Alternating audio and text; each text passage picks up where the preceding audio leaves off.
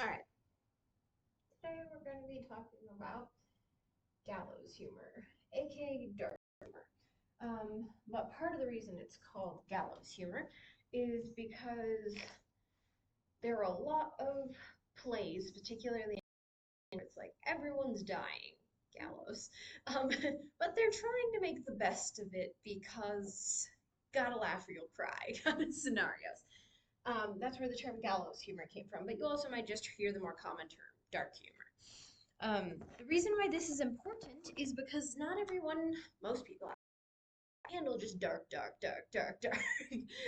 Some people like a novel that's just pure darkness, no hope, no light, but most people can't. As a result, this is where gallows humor comes in. It makes it a lot more palatable for people. All right. First thing you're going to want to work on is developing your own unique tone and your own unique character's tone because it's going to be different depending on who's speaking, what's happening.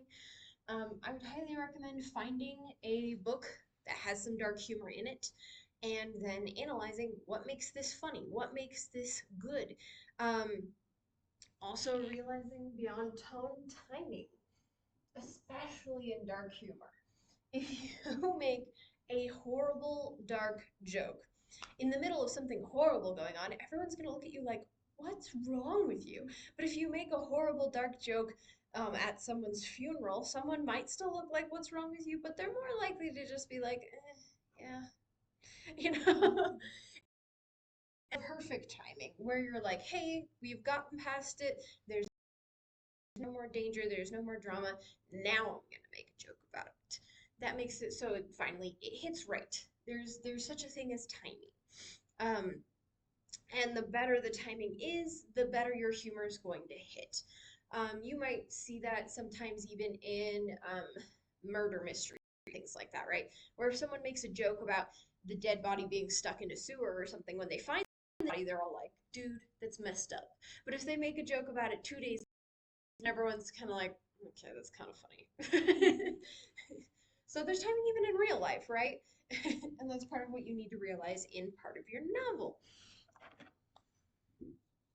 Make sure to analyze other writers' tone and timing and see what you like about their tone and timing.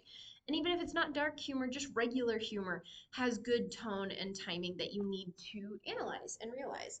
All right. Now we're going to talk about different types of humor that can add humor naturally into dark scenarios. First of all, the names of your characters. Now I know it's a super new movie, so you probably haven't seen it yet. I'm gonna adjust the camera so I'm not quite so at a down angle. But the new movie Thunderbolts, the Marvel movie. Part of what makes it so funny is because there's names like Bob, and it's like you've got Yelena and John and all these strong names, and then you've got Bob. And so it just doesn't quite fit, you know? Bob's not necessarily a weird name, but when you come into a group full of assassins and you're like a dork who's gonna throw up named Bob, that suddenly makes a dark situation way because of the fact that you're like, oh my gosh, this is hilarious that he just doesn't fit in this scenario. The lack of fit is part of what makes it so funny. And then even the name Thunderbolts, where it's like, it sounds awesome when you say Thunderbolts, but when you learn that it was her Pee Wee soccer team, all of a sudden you're like, oh, okay. It's no longer a cool name. It's a joke name. It's a funny name. And so you can do that even with your characters, where they can have a nickname or an actual name that doesn't quite fit.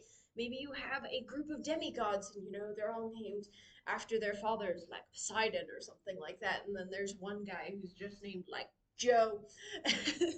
You could do similar things to that, where the name is throwing you off, whether it's the group name, a nickname, a physical name, the place name.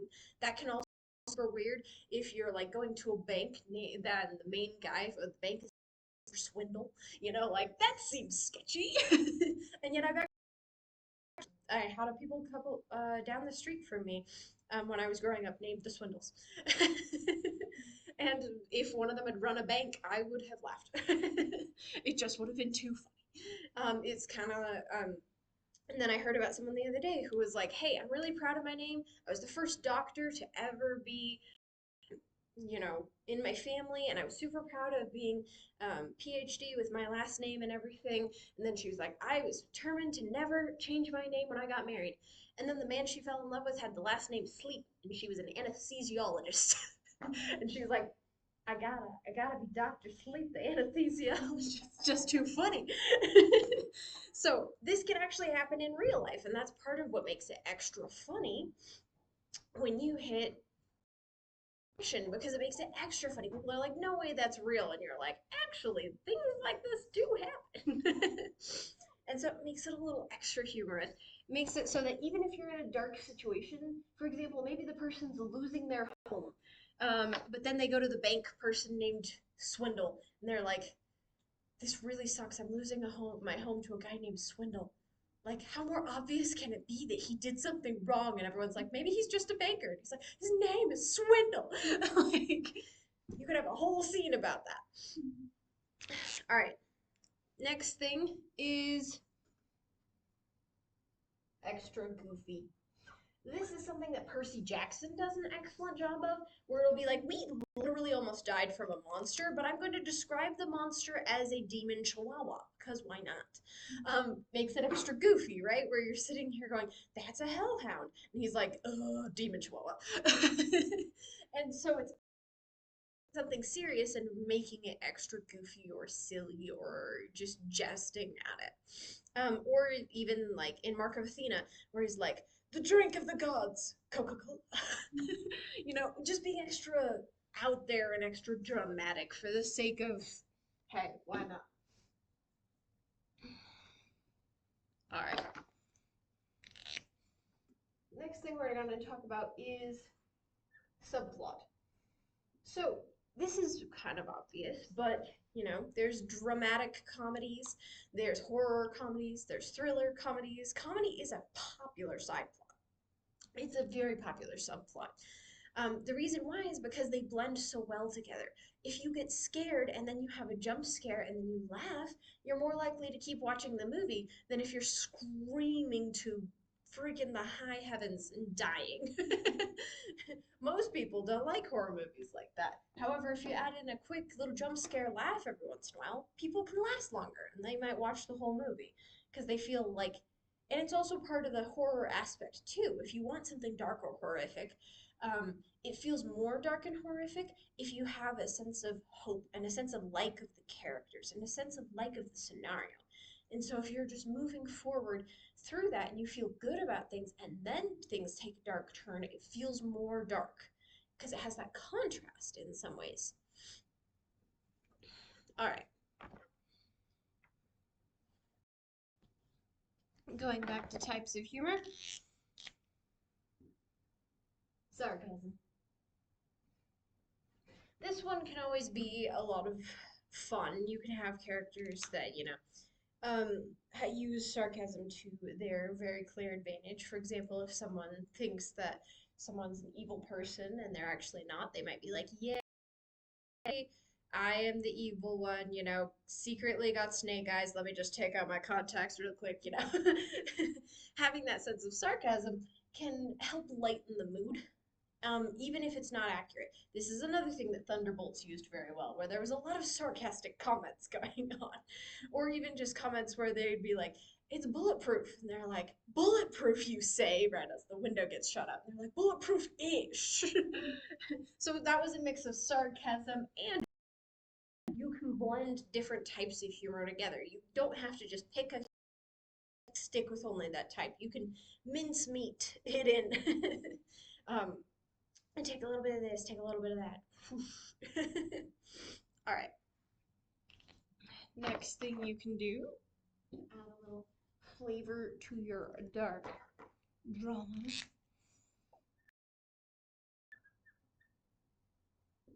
Is absurdity. So this is when someone says something that's totally absurd, and it just doesn't fit with the scenario. But what's even better is when they start stacking on top of each other. This is kind of the you know that I know that you know that I know that you know that I know. What makes that so funny is the stacking. If you just said, you know that I know, funny. But if you say it 1,000 times, then all of a sudden it starts getting like with Nemo. The more times he says it, the more you laugh because it's just stacking on top of each other. It's in general, when you're doing absurdity, the more absurd things you can stack on top of each other, the better. Just make it as absurd as possible, especially if characters are arguing. One character's like, well, I love cheddar cheese, but you're lactose intolerant. I don't care that I'm lactose intolerant. My ghost will still like cheese, or something like that. Like, it just keeps getting weirder the more you talk.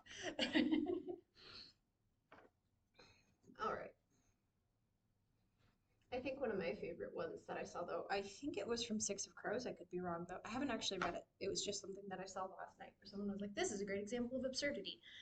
And they were basically saying, I will teach my ghost to play the flute to haunt your ghost. I will teach my ghost to play the harmonica to fight your ghost. And it was just like, dude, what is going on here? All right, moving forward.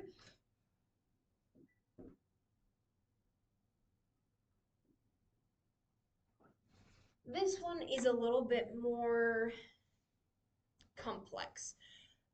Take something that is very normal, say like a cockroach or a dollar bill, and then you just keep staring at it so intensely until it loses meaning. It's kind of like when you say the word green, and you just keep saying the word green until you start losing the gist, and you're like, green, is word green a word? What does green mean?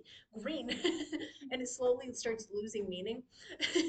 It's the same thing here. The more intensely you look at something normal, the more you might see something humorous in it, or might be able to even see humor in the person losing their um, sense of self.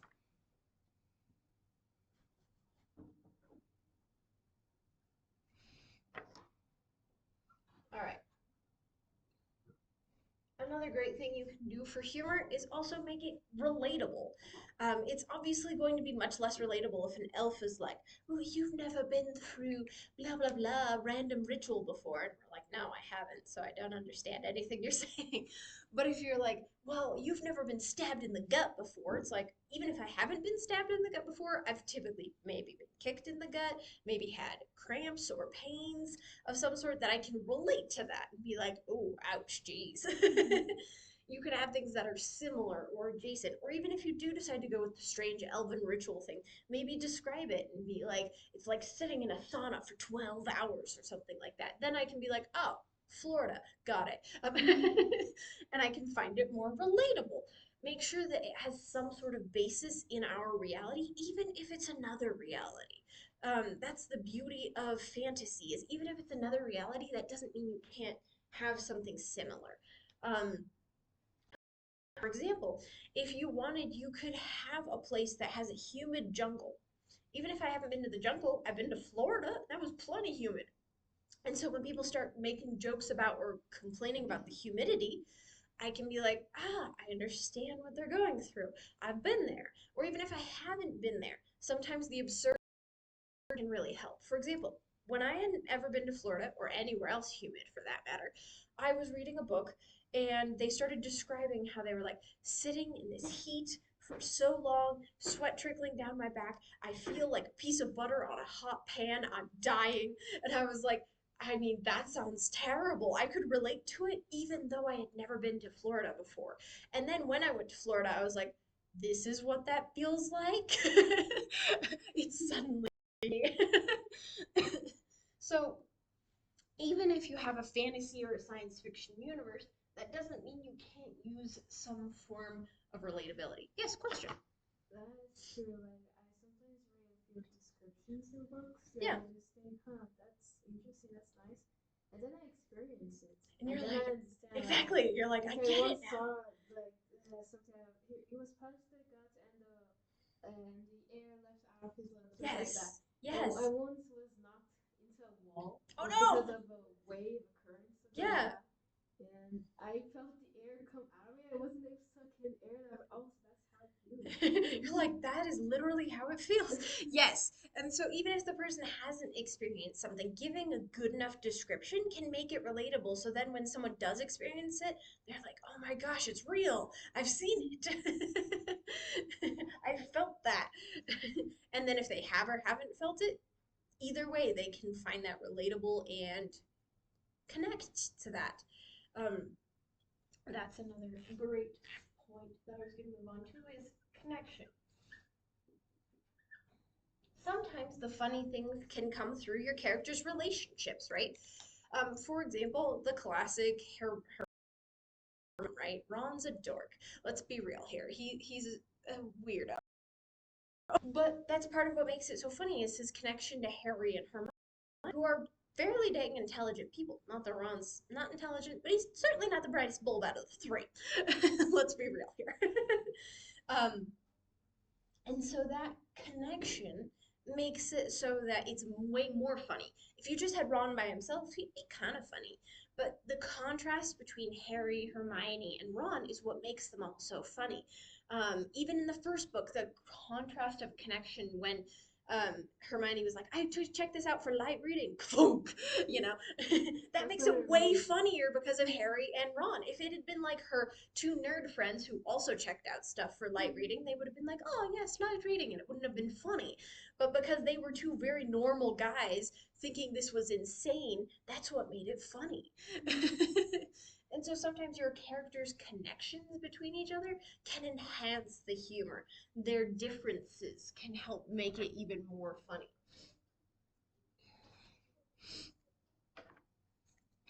All right. And last but most certainly not least,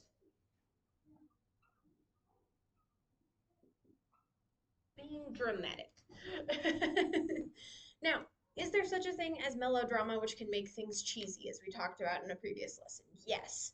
The difference between melodrama and being overly dramatic for humor purposes is one is obviously for humor and the other isn't. For example, you might have someone be like, I'm going to die if you don't kiss me, and then look at their girlfriend with big puppet dog eyes. And then if that's the case, then you might laugh and be like, you're being a silly goose. But if they're being like, I'm gonna die if you don't kiss me, and they're dead serious, you're like, okay, this is cheesy and weird. So dramatism can actually be very important to your sense of humor, especially because people can be over dramatically humorous. I guarantee you, you've had at least one of your friends or siblings say something super over dramatic that you're like, you're not actually gonna die if I do or don't do what you say, but haha. And as a reader, that's also going back to relatability, very relatable because being over dramatically humorous is just something we do as people. All right,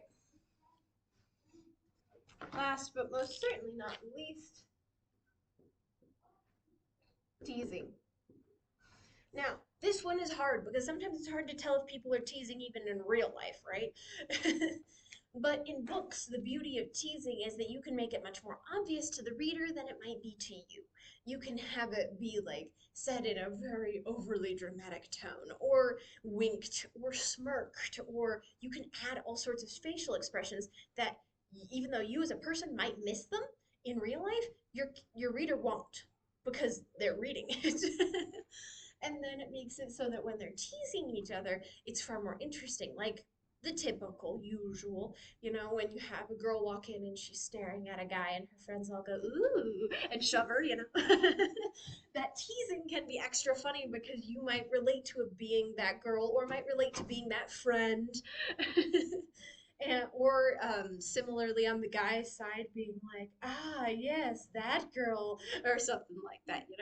Teasing is something that we use to connect. And the beauty of using teasing, especially when you're using it to lighten up a dark manuscript, is that this is something people do naturally every day.